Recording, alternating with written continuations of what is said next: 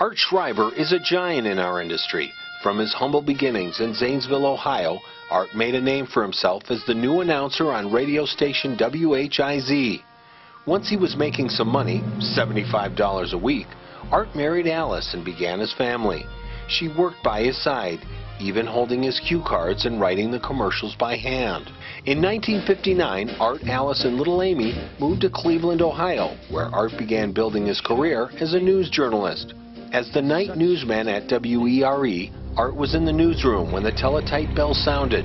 The Associated Press was rolling out NASA's announcement of the 7 original astronauts, including hometown kid John Glenn. I'm John Glenn. I'm the lonesome Marine on this outfit, and I'm 37. Art immediately called Glenn's parents in New Concord and convinced them to give him Glenn's phone number. Art got the first interview with the newly minted astronaut, a scoop that Art attributes to his next opportunity. News director of KYW, the largest radio newsroom in Ohio. As reporter, assignment editor, and news director, Art covered the stories of the day, history in the making. He brought news of President Kennedy's assassination. President Kennedy died at 1 p.m. Central Standard Time. NASA's moon missions. Lift off.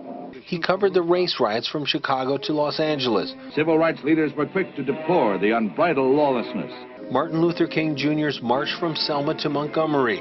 But one of Art's most memorable summers was spent covering the Beatles' 1964 tour across the Midwest. Someday when we're lonely, wishing you weren't so far away. His reports focused on all things Beatles. There are rumors around that this is Britain's revenge for the Boston Tea Party. What they had for breakfast, lunch, and dinner. How the crowd and individual fans reacted to them at concerts. How the security was managed. He conducted interviews with local DJs who aired Beatles music. Twist and shout!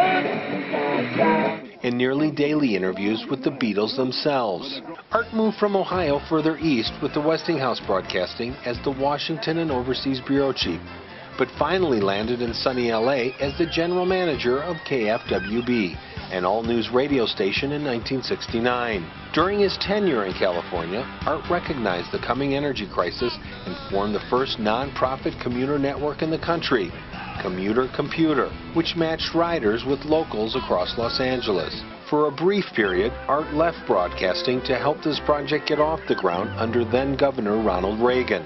Though Art's contributions to his community were immeasurable, he missed broadcasting. So in 1981, he accepted a job with Hubbard Broadcasting to manage a radio group in Albuquerque, KOB-AM and FM. Combating increasing vision problems and enduring 10 eye surgeries didn't slow down Art. To the AM news station, Art brought in power programming, such as The Larry King Show, and KKOB-FM became one of Arbitron's drive time dominators, rating 20th in the nation. Through it all, Art has maintained his commitment to his community and his vocation, always bringing a new level of professionalism to each job he tackled.